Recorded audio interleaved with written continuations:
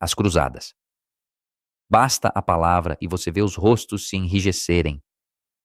Uma careta moral, uma sobrancelha levantada, um dedo apontado.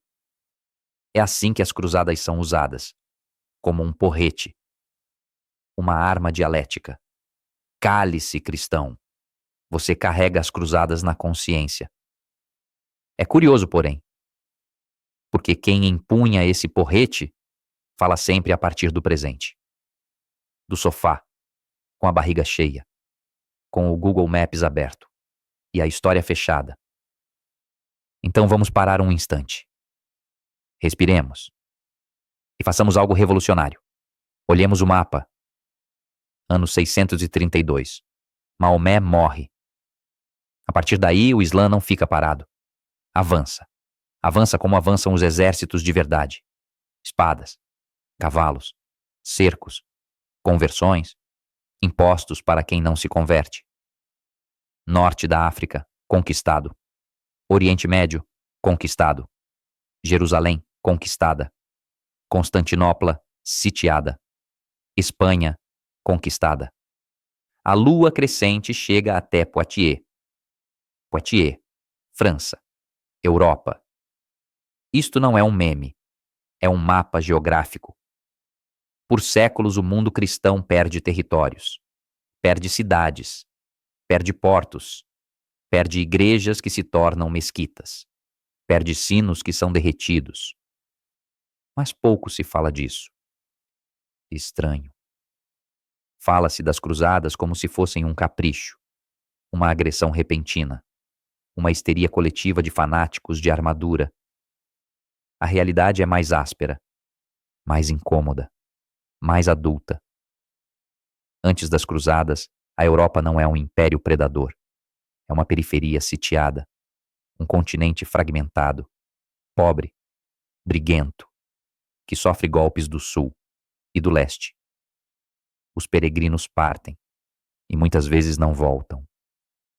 Os caminhos para Jerusalém tornam-se armadilhas. As crônicas falam de roubos, prisões, humilhações. E então a pergunta não é: por que as cruzadas?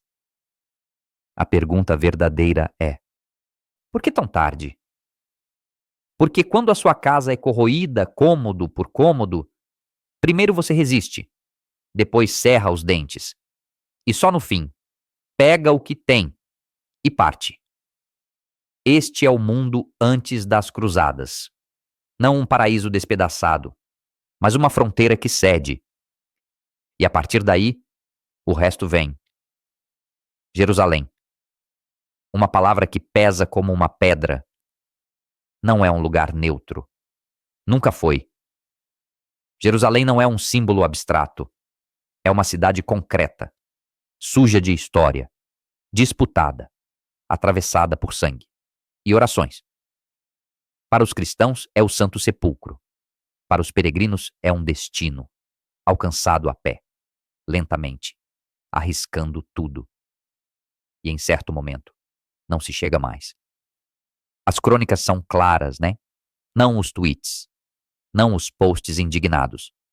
As crônicas escritas, com a mão trêmula. Peregrinos roubados, mortos, reduzidos à escravidão, igrejas profanadas, acessos negados. Então acontece algo que hoje incomoda. Os cristãos pedem ajuda. Não a um influenciador, não a um programa de debates, a um papa. Ano 1095. Clermont, uma praça. Um homem falando sem microfone. Papa Urbano II. Ele não promete bem-estar, não promete sucesso, não promete um mundo melhor. Diz uma coisa simples: defender. Defender os peregrinos. Defender os lugares santos. Defender uma fronteira que está cedendo.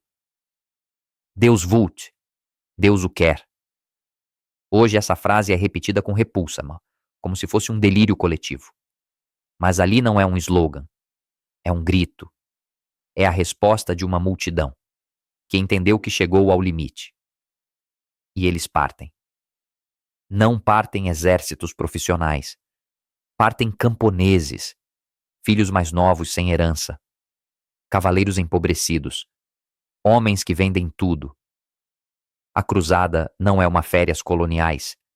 É uma marcha rumo ao desconhecido. É fome. É sede. É doença. É morte. Antes mesmo de ver o inimigo. E quando chegam, encontram a guerra. A verdadeira. Corpos. Gritos. Sangue. Jerusalém é tomada em 1099. É um massacre. Sim. Quem nega mente. Mas quem isola, mente duas vezes.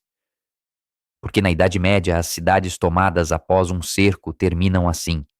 Sempre. De um lado e do outro. Julgar a Idade Média com o Código Penal de 2026 é como julgar um leão por homicídio.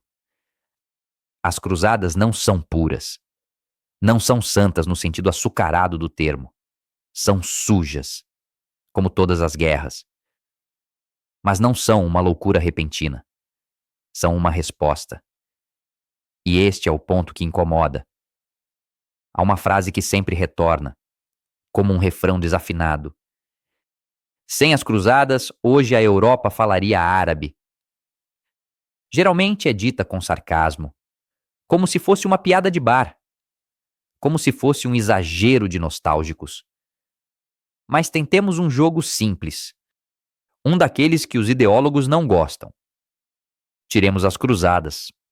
Fora. Apagadas. O que resta? Resta uma Europa que por 4 séculos apenas sofreu. Restam exércitos islâmicos que nunca pararam de avançar. Restam califados que não conhecem o conceito de fronteira estável. A Espanha islâmica dura 8 séculos. 8. Não 8 meses. Não um parêntese folclórico. Se a Reconquista tivesse perdido, hoje Sevilha se chamaria Ishbilia. Córdoba teria permanecido Cortuba. E a catedral não seria uma catedral. Viena, 1683. Outra data que incomoda. Outro cerco. Se Viena cai, o caminho para o coração da Europa fica aberto. Não para o turismo, para a conquista. A história não é um romance edificante. Ela é feita de viradas. E algumas viradas passam por batalhas perdidas ou vencidas. Dizer que as cruzadas não importam é como dizer que muros não importam. Quando um exército bate à porta, não é que falaríamos árabe por magia. Falaríamos porque outro teria vencido. Língua, direito, calendário, cultura, sempre chegam depois das espadas. E isso vale para todos. Até para quem hoje finge não saber. Mas atenção. Aqui é preciso honestidade. As cruzadas não são um conto moral. Não são bons contra maus. São homens contra homens. Há saques, traições, massacres inúteis. Cruzados lutando entre si. Constantinopla saqueada por cristãos. Um absurdo. Um crime. Uma ferida que ainda arde. Negar isso é coisa de torcida. Admitir é coisa de adultos. Mas usar as cruzadas como prova definitiva de que o cristianismo é violento é um truque retórico. Porque ninguém faz o mesmo com os outros.